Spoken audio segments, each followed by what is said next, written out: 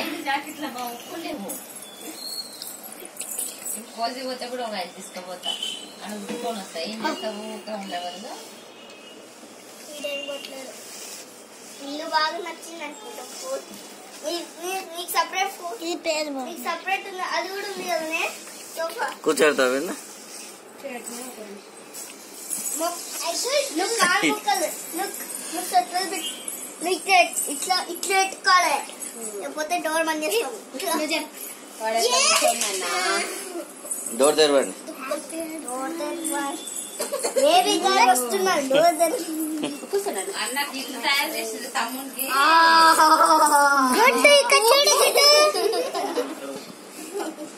ఇంకా గుడ్ చూస్తా కన్నయ్య నిన్న కన్నయ్య